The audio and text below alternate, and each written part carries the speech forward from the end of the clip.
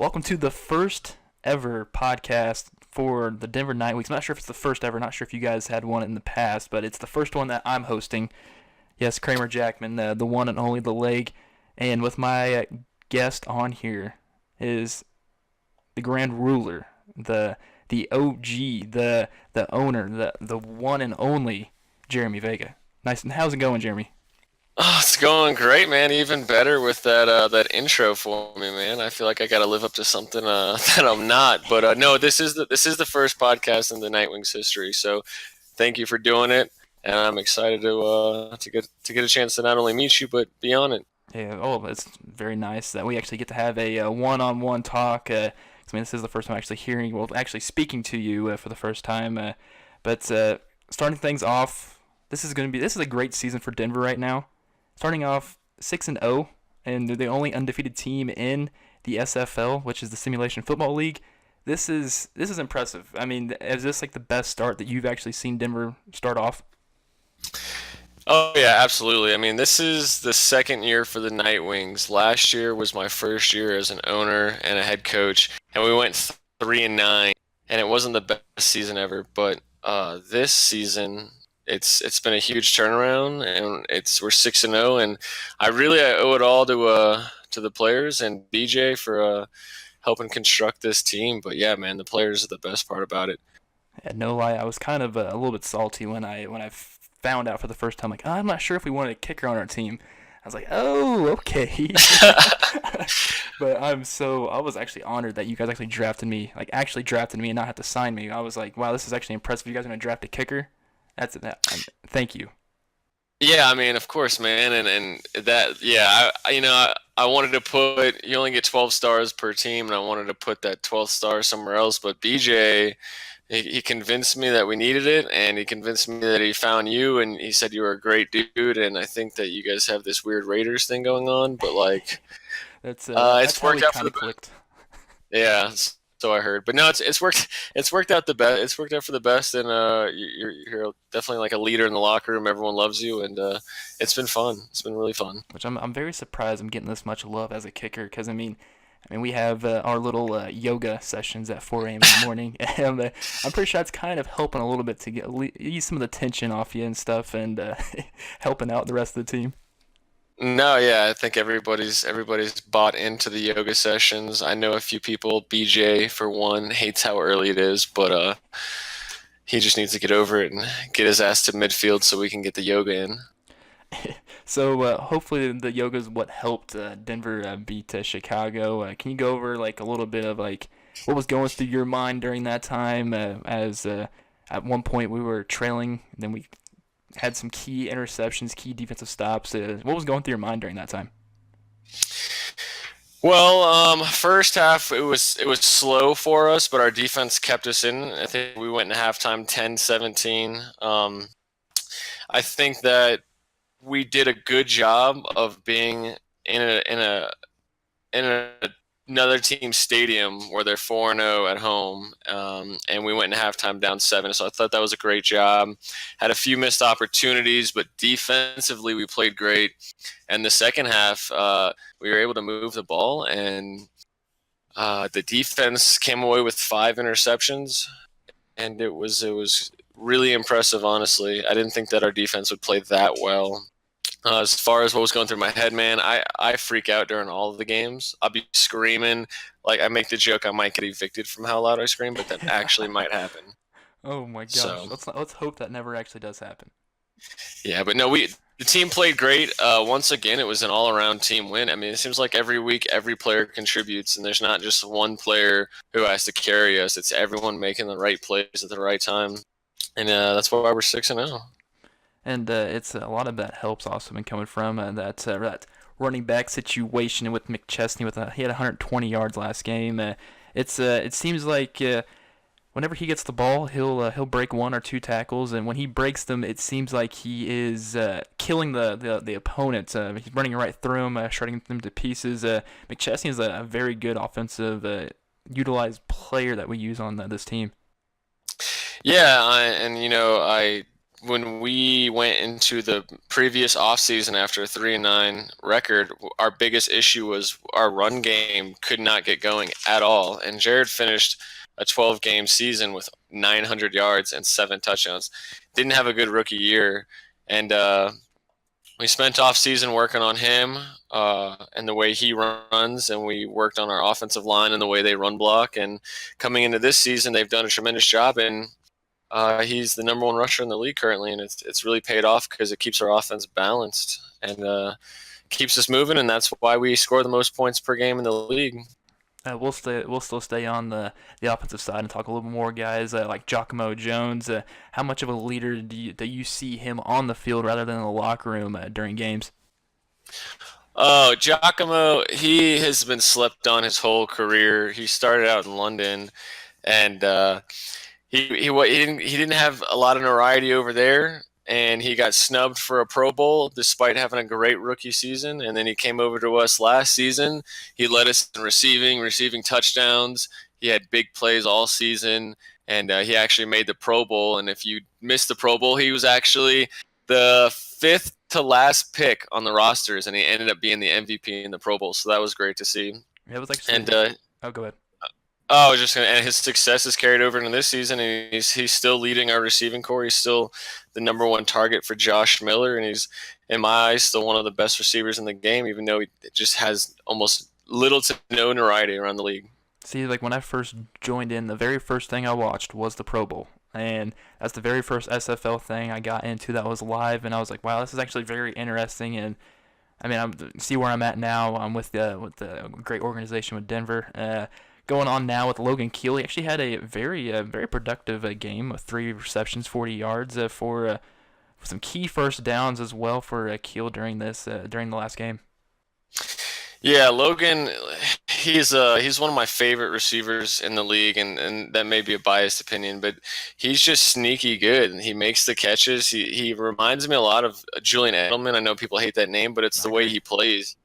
He's tough. He makes the catches. He never gives up. He's a team first player, and you can't ask for a better secondary compliment to Giacomo Jones for our offense. I know he didn't really get that much action. The targets going to him, but Hayapo Kinloa, hungry Hayapo, the nickname I actually gave to him. Hopefully that sticks a little bit. I'm gonna keep posting it anytime there's a game going on, but I wish he would have got more in the action. But I'm glad we still ended up with this W. Yeah, no, one of my favorite nicknames on the team, Hungry Hiapo. I love it. It's gonna stick. I think it's already starting to come across the league. But yeah, it was weird to see Hiapo not even get a target. And that's probably just a testament to Chicago's defense. They got a great secondary, and their two safeties who are matched up on Hiapa most of the night, AJ Barnes and Maurice Spurgeon. They're incredible players. They're incredible safeties in this league, some of the best. And they did a great job of shutting Hiapo down all night. But like you said, we still got the W, and I know Hiapo doesn't care about stats. He just wants us to win and have a good time. So we'll switch things over to defense side. Matthew Leary, during that game, he absolutely destroyed the running back for Chicago on a massive hit. Honestly, I'm glad Lee's on my side, and I know I'm not really doing much of the offensive side except for kicking the ball, but I don't want this guy running at me. No, Matthew Lee, his nickname is the Bulldog, and he plays like it. He hasn't had a lot of interceptions, but he's a young player. This is only his second season. I think he signed halfway through last season. I could be mistaken on that. So he doesn't have a lot of games under his belt, but he improves every single week, and you can see it through stats. He makes plays, and now he's got this new thing where he likes to just blow people up, which I didn't even know existed in his skill set. So that's nice to always have. And with Nicholas Warner, he had one of the key interceptions that had me actually jumping up. I believe it was like in the second quarter. It might be second or third that happened, but I was hyped when that happened because it seemed like Chicago was on a drive heading down.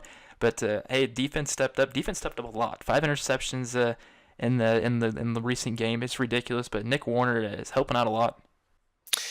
Yeah, Nicholas Warner is a beast, and I believe his interception was in the second quarter, which really helped keep the momentum from building for Chicago because they really dominated that first half, just kind of on both sides of the ball. But Nicholas Warner, he's he keeps playing a couple more seasons the way he is, he's gonna get his number retired in Denver, and he's gonna have all the tackling records. He might have all the secondary records for us because he does it all. And with his interception against Chicago, that's 6 on the season and ties him for first in the league on interception. So that's great. Great job to him. Hopefully he gets a Pro Bowl nod this year. Yeah, moving things to BJ.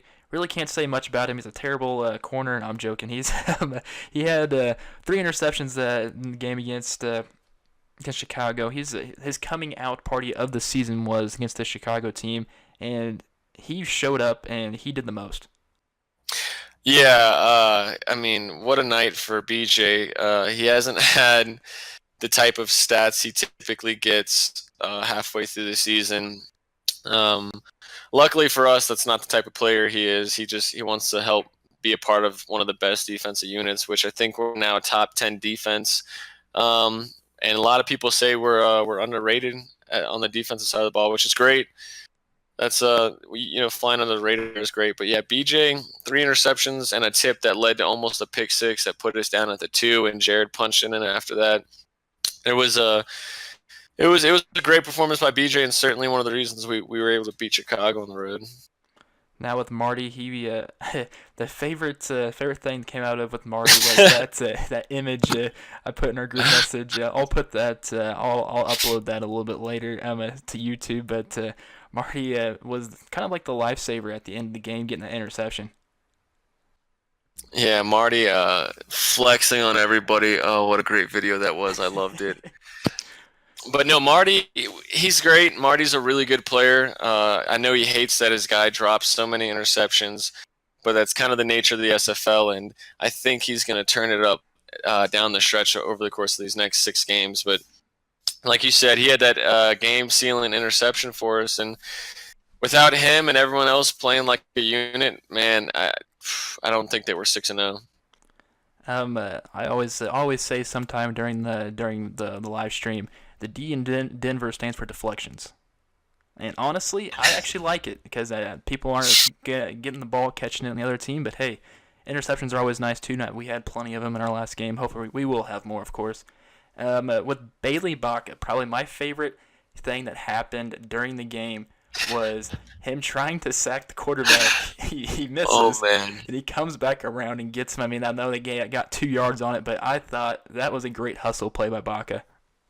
Great hustle play. I mean, your comment, you was hungry, had me dying laughing last night. Me and Jared watched the game together, and man, that was easily the funniest thing we've seen in a while. Bailey Baca's, he's a trooper, man. He's the biggest guy on the team, and he's also a teddy bear. He has a beautiful cat named Mittens that he brings with us everywhere we go on the road or to the stadium in Denver. He loves the cat. We all love the cat, and he's been growing on this team. He was a captain last season. He took a step back this season, with a busier personal life, but he's going to be one of the Denver greats as well. Baca needs to bring the cat out there to do some yoga. I haven't seen him out there yet. Then Micah Shawchuk, he was just another good acquisition. And during the first 2 weeks of the season, we got Shawchuk on the team, and he's the tackling machine pretty much on this team. Yeah, Mike Sawchuk got to sign him early off the free agency, and he's really just taken over. And like you said, he is a tackling machine. I mean, last game against Chicago, I think he had 5 solo tackles, but 8 assists on tackles. So he is all over the place, and he's a great guy too. He's from Sweden, so we got an international player in the house, and that's pretty awesome. All right, so once again, Denver Nightwings defeated the Chicago Wildcats 31-24. It was a great, fun, entertaining game, but we have to move on to this coming week against Houston. What is your preparation? Don't say too much because we don't want to give out some notable stuff to the opponent. But what's your preparation for this game? Well, man, I'm so happy we're going back to Denver and to play in the Richard Memorial Stadium. We love it there. It's one of my favorite places in the entire world. Houston, they went to back-to-back semifinals the last 2 seasons, and this season they're having a rough start. I believe they're 2-4. But that's you shouldn't shouldn't overlook them even with a record like that because they're still a really tough team to play against. So it's going to be a good game. And I'm gonna keep doing what I've done every week this season. I'm gonna prepare the same way. I'm gonna game plan the same way. I'm gonna be as due diligent as I possibly can, the same way I've been every week, and just hope that the team picks up the game plan and we get another win and improve to 7-0. So if you this is gonna be an off-topic question to where we'll move away a little bit from the SFL side. So what on your free time do you usually do? Let's get to know owner Jermey Vega for a few questions. So what's the off when you're not doing SFL stuff? What are you doing?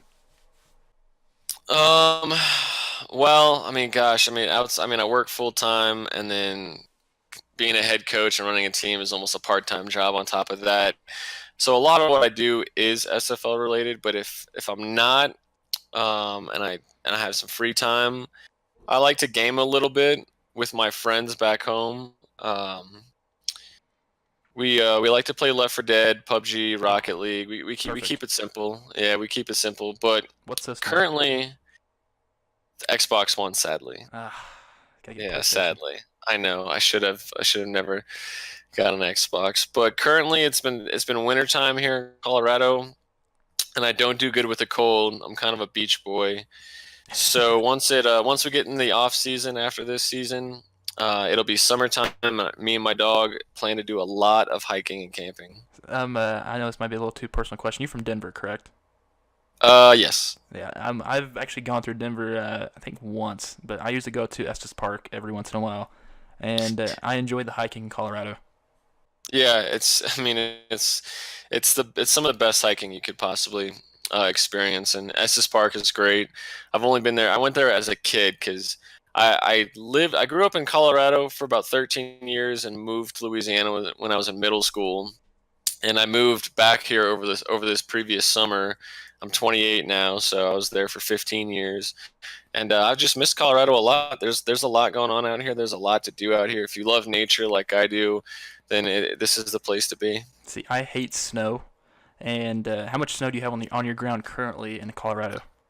Well, it snowed after we won last night, and so there's about 2 inches on the ground. And I agree with you. I hate snow so much. So I live in northwest Missouri, and we got 8 inches of snow on Saturday. We're about to get 8 more inches tomorrow night, and we're supposed to have at least another 8 over the weekend. So I'm getting tired of this crap. Yeah, I don't blame you. Snow's not only inconvenient, but if you don't like the cold, then you're kind of screwed at that point, like me. Another question for you. What sport is probably your favorite to watch and play? My favorite sport to play as a kid growing up was football. I thought I was just the best wide receiver the world has never seen. Now that I'm older, I enjoy playing basketball a lot. That's kind of the only sport I play. As far as watching, it'd probably have to be football, NFL or SFL. I'm not a college person, but I think I'd probably go with football. Who's your football team? Sadly, the Green Bay Packers. I mean, that's better than the Broncos, because then I would have to just end this podcast. Well, your halfback loves the Broncos, so. There's a fine line right there, and during game time we're best friends. Outside, no, I'm joking. Have you been watching the AAF? I tuned in week 1 for about an hour. It's pretty cool. Yes, I think I'm getting way too invested into it. I actually have a team picked out, the Iron, for myself, and I don't know why. It just reminds me of the colors of the Oakland Raiders, so that's probably why I picked them. But I think this AAF is going to come around pretty soon. Where's the Iron from? Birmingham. Birmingham, nice. Yeah, I think AAF has a lot of good potential, and I think the most important thing for them is probably their structure. It looks really good, looks really sound, so that's going to take them a long way. I think what else? What is your favorite food to eat? Oh God, pizza. I could eat pizza every day of my life. I have to force myself to not eat pizza most of the time because I am lactose intolerant. Oh, and I get minor stomach aches from pizza. It doesn't really hurt me too bad, but if I start eating pizza every day, then it's bad. I mean, when I moved here over the summer, I think I had pizza 28 times out of 31 days. It was insane. That is perfect. That's like a heaven for me right now. Do Yeah. you put pineapple on your pizza? Um, no, but I won't say no to a pizza with pineapple on it because I just love pizza that much. Yes, I'm the same way. I've gotten into a few arguments with people saying, "Oh, pineapple on pizza is just the worst thing ever," and I'm like, "Well, I'm kind of a pepperoni with green peppers and pineapple on it to have like a nice little mix and having my girlfriend not want to kiss me after I'm done eating, so it's perfect." Yeah, my favorite pizza is probably black olives, bell peppers, and pepperoni. See, I hate olives. That's just the Yeah, a lot of people. it's just the way that they look. I just not for me, not for me. Um, uh, I'm trying to think what anything else that you should let the Denver Nightwings and possibly the SFL, whoever listens to this, should know about you. Besides, you're the I greatest owner mean, known to mankind. well, I super appreciate that, man. I mean, I do this for the players. When I first got my team, it was about competing and winning for myself, and I thought that way because I had never been in charge of a locker room full of different personalities and great guys. And the whole process last season showed me that that's kind of truly what it's about, is doing it for them. And this season, it's kind of just, that's been my sole dedication, is doing it for the guys, because I want the guys in Denver to be happy. And that's kind of just who I am as a person. I want other people to be happy. I put people before me willingly, gladly. I'm a really chill and regular dude. I'm nothing special, nothing crazy. I enjoy chilling with my friends and my dog, and I enjoy the SFL. And there's not much more to me than that. It may sound bad, but I'm just a pretty simple person. Well, that is awesome. And Jeremy, I want to thank you for coming on for our very first podcast ever. Of course, you can always come on anytime you want. If we have a topic that we want to talk with people, say, hey, let's talk about this. Message me whenever you want, and we can do whatever you want. Yeah, man. I mean, no, thank you for building our YouTube page and producing content, man. I mean, that's huge. I really appreciate when anyone goes out of their way to help this franchise. Well, thank you so much. This was Jermey Vega, the Denver Nightwings owner. Thank you for listening to this podcast, and when in doubt, you go it out. So you have a wonderful day.